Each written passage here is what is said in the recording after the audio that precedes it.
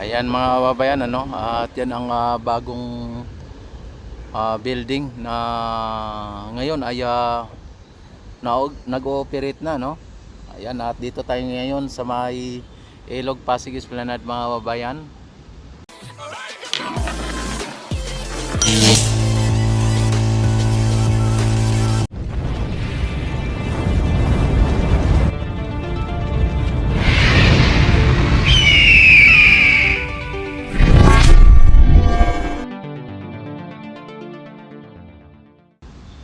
At dito sa area ng Aroseros. Ayan, at shout out dyan sa aking asawa at aking mga anak, at sa aking nanay, sa aking biyanan, sa aking mga kapatid, bayaw, hipag, pinsan, mga kamag-anakan. Miga love shout out. Ayan, at sa mga OFW, no, miga love shout out sa mga OFW. Ayan, kila Mama Lights Ruel, kila Ma'am Pangyaw, kila Diana.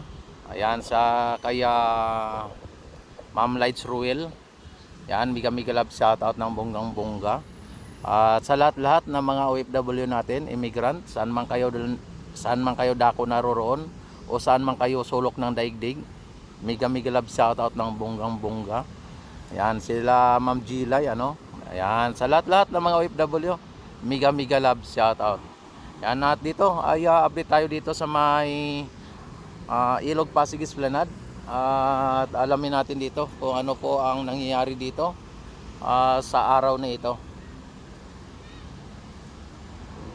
Ayan, at napakaganda po ng ng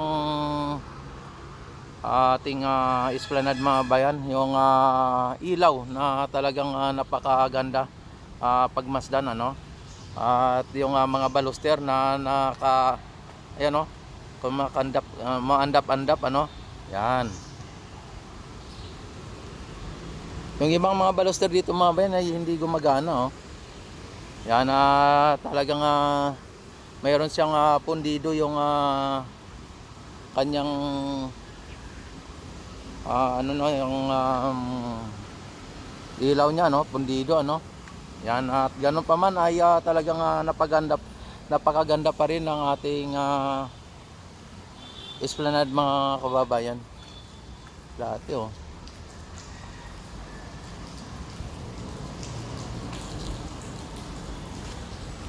Yan, tuloy-tuloy lang po ang ating update dito sa may esplanade. At papunta tayo doon sa may Pisuan Sea at sa may Maestranza. Ayan, kung inyo nakikita ay napakaganda tingnan ang ating mga baluster at ng ating lampos na talagang umiilaw na, no? At ang ating Ilog Pasig mga bayan ay nakita naman ninyo mga bayan ang sitwasyon. Hindi siya good pero okay naman, ano. Wala siyang gaanong basura na naaanod. Yan, no.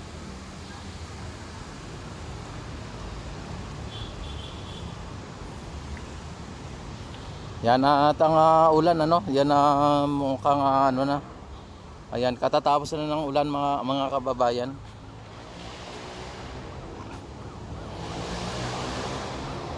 Kaya basa yung ating sahig dito sa may esplanade. Atong ano mga kababayan, no, yung Loton Ferry Station, ito ay temporary close lang, ano.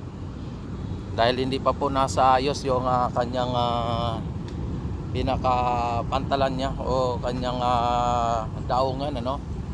Yan, may dumaan na LRT mga bayan, no.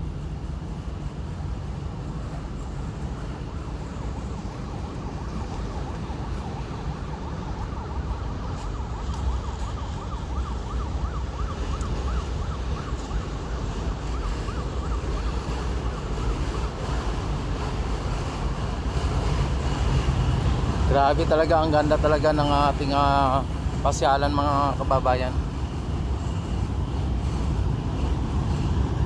Kapag pinanatiling malinis ang ating Ilog Pasig ay napakaganda po ng ating esplanade. napaganda ng ating pasyalan. At hindi lang po ang mga lokal na turista ang makikinabang dito, kundi ang mga mga dayuhan din ay talagang pupunta din dito at dadagsain ito lagi pagka ito ay nanatiling maganda at malinis, no? At pwede nating ipagmamayabang sa ibang bansa, hindi lang sa sa Asia, kundi sa maging sa buong mundo ay pwede natin ipagmamayabang ang Pilipinas kapag tayo ay maunlad at lumalago ang ating ekonomiya. Katulad ngayon ay yung ang ating ekonomiya ay nasa middle economy na tayo. Ayan, may grabe ang lakas ng impact ng tubig, oh. At dumaan po yung napaka laking bangka,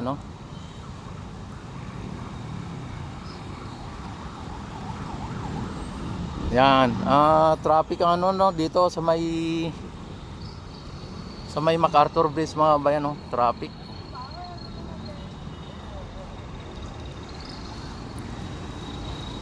Hello, shoutout kayo dyan.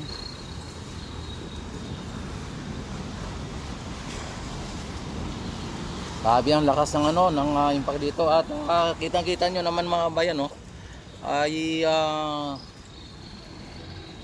napakababaw po ng tubig ng ating Ilog Pasig, mga bayan.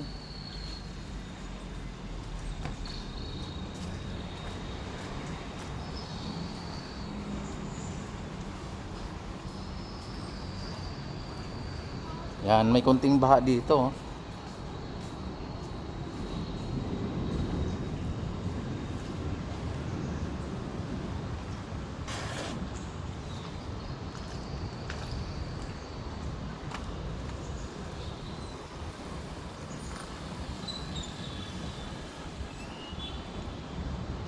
Di ba? Ang ganda ng ating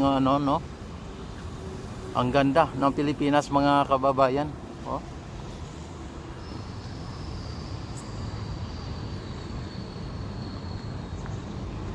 Yan, sa mga hindi pa po nakapag-subscribe sa aking YouTube channel, ay i-click nyo na rin po ang subscribe button at pindutin nyo na rin po ang notification bell. I-select nyo na rin po ang all para sa ganun ay ma-notify agad kayo tuwing ako'y mag-live, mag-upload ng mga videos.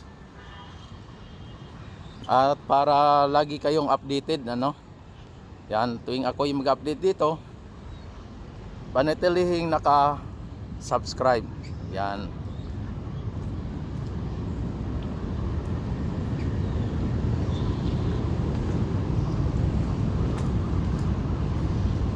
Yan. Itong kiosk dito, mga bayan, ay nasa 20 kiosk na nandito. At sa ngayon ay napansin natin na wala pang nakabukas dito.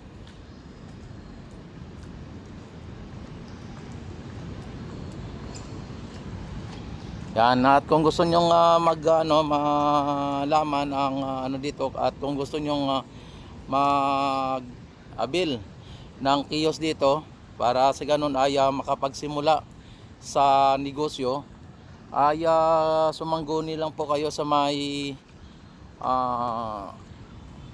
admin, Intramuros admin, at doon po kayo mag-inquire kung paano makaabil ng kiosk dito at kung magkano ang bayad,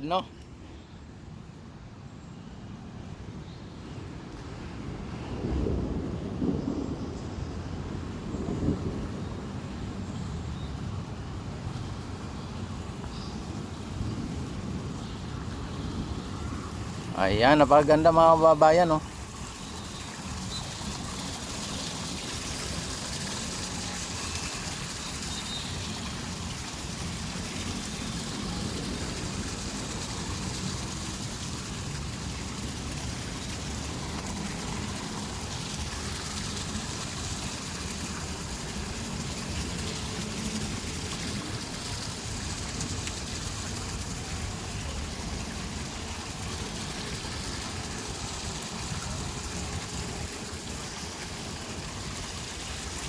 Wow, napakaganda ng view mga kababayan.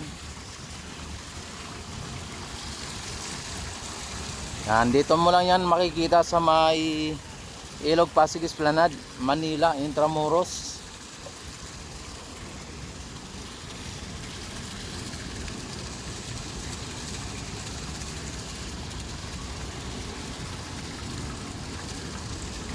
Yan, at itutur ko kayo dito o ipapasyal ko kayo dito para sa ganun ay sa lahat ng mga hindi po nakakapunta dito o sa mga malalayong lugar, lalong lalo na sa ating mga OFW, mga immigrant, mga nasa malayong lugar, kahit dito sa Pilipinas, yan, katulad ng Visayas at Mindanao, yan, at sa norte, ano, na hindi sila makakapunta dito, ay ipapasyal ko kayo dito.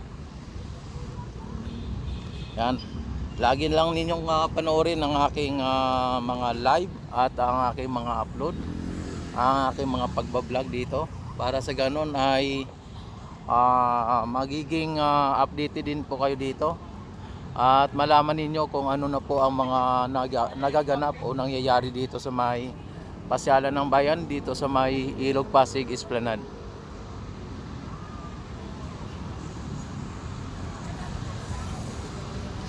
Ayan, no, kahit na katatapos na ng ulan mga bayan, pero nakita naman ninyo may mga namamasyal dito. Take note mga babayan, ha, ang mga namamasyal dito ay hindi lang po taga Maynila o hindi lang siya dito sa lungsod ng Metro Manila. Ang iba po ay galing pa po sa iba't ibang bahagi ng bansa, ano, o ng Metro Manila. Nasa labas at nasa loob ng Metro Manila ay pumupunta dito, ano.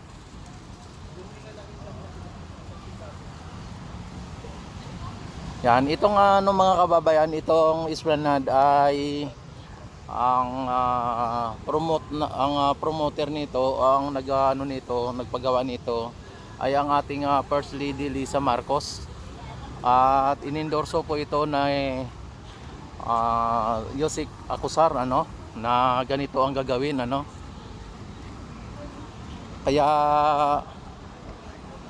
nag-provide po si F. Elisa at hinikayat ang mga private company o private sector na tulungan siya na sa katuparan na maipagawa itong Esplanade, para sa ganon ay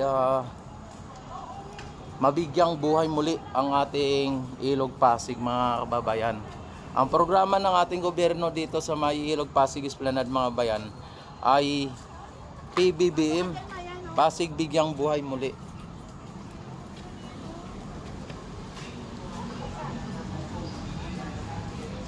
Yan, ang layunin po ng ating pamahalaan ay mabigyan buhay muli yung ating Ilog Pasig. Yan, sa pamamagitan po ni Elisa ay nahikayat niya po yung mga private sector o mga private company na mag-donate o magbigay, ano, para sa ganon ay makapagbigay pundo. At ito po ang mga private company o mga private sector ay nag-ano po sila, no, nag-ambag-ambag o nag-donate ng ano dito, no. Sila po ang nagpagawa dito, yung mga private company. Kaya naisa katuparan po itong Ilog Pasig Esplanade. At huwag kayong maniwala sa mga sabi-sabi na ito ay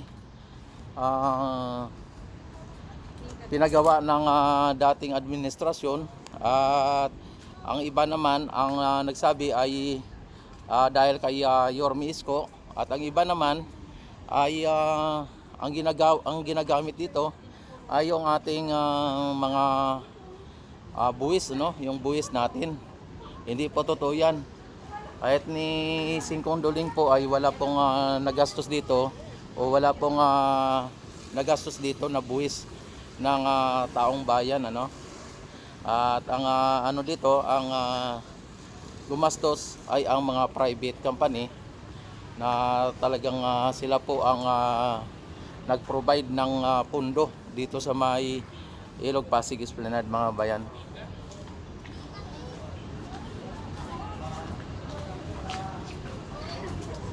Yan, at dito ay ano no, ay nire-renovate itong ano, itong Phase 1C dahil po sa may nakitaan silang mga crack or ano man na dapat ay ayusin o patibayin pa uli, ano. Ayan.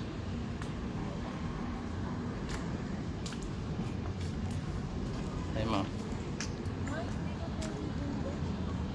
ayan mga babayan, ano.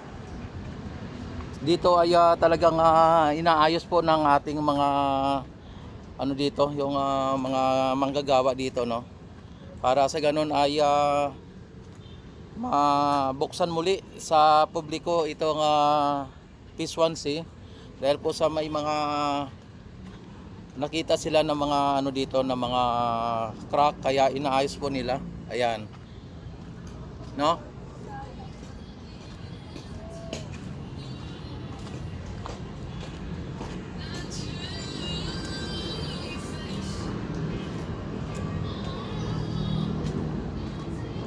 Ayan, at dito ay talagang ano po yung ano dito, mga babayan. Ay, kain, sige, kain na. Ayan, oh. Ha? Sige. Ayan. At ano na, mag-alas 6 na, mga babayan, kaya yung ating mga manggagawa dito ay out of ano na sila, time, no. Ayan. Kaya sila po ay ano na. Ayan, oh.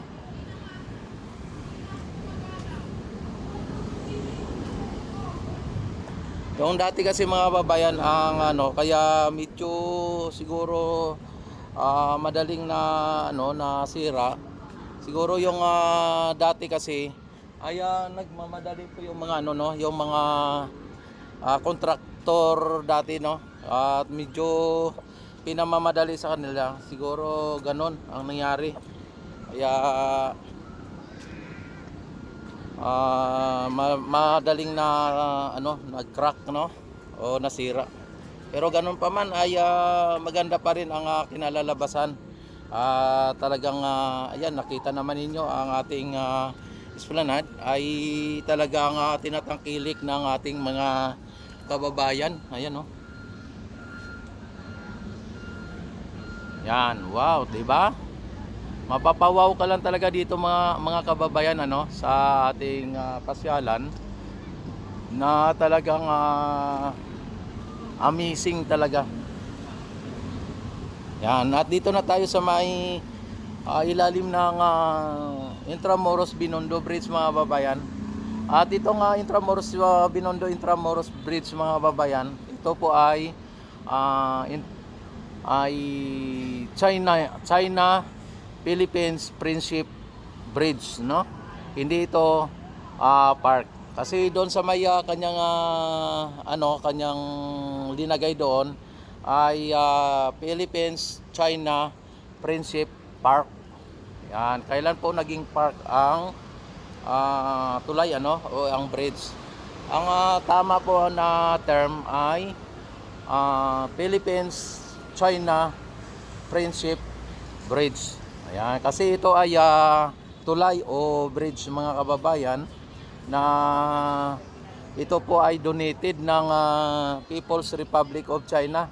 At wala po tayong nagastos dito sa may tulay na ito, no.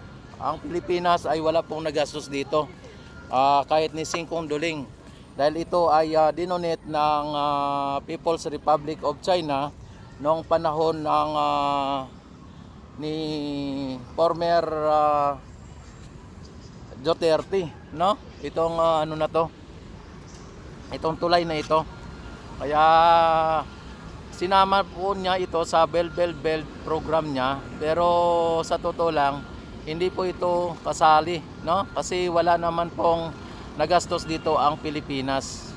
Siya lang po ang nag-inaugurate dito, o siya lang po ang nagpasinaya na buksan ang itong China Philippines Friendship Bridge dito sa may Binondo Intramuros Bridge, mga kababayan. Kaya sa mga nagsasabi dyan na ito ay isang ligasiya ng Duterte administrasyon, ay para sa akin ay hindi po yan kasali sa ligasiya, na yan. At yan po ay naisa katuparan ng siya ay nananungkulan sa pagka-presidente. Yan ay nasimula noong 2017 at natapos noong 2020, no? At na-inaugurate ito noong 2020 pagkatapos ng pandemic, no? At may pandemic pa rin noong 2020, ano? Kaya nagkaroon po ng pandemic yung siguro last quarter ng 2019. Kaya yung pandemic o yung COVID ay tinagurian na COVID-19, ano? Ito po ang nagpapatunay na ang linagay nila ay mukhang questionable para sa akin, o questionable. At bakit ang linagay nila ay China Philippines Friendship Park, ano? Hindi naman park ang bridge, mga bayan. Ito,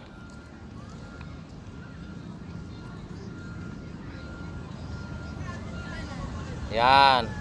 Dapat ang nandito ay China Philippines Friendship Bridge, hindi park. Hello, ni hao. Ayan, ni hao. Yan. Yan. At maraming salamat sa inyong walang sawang pagsuporta at panonood sa aking YouTube channel. Mabuhay po kayong lahat hanggat gusto nyo. At mabuhay po tayong lahat hanggat gusto natin. Mabuhay ang bagong Pilipinas.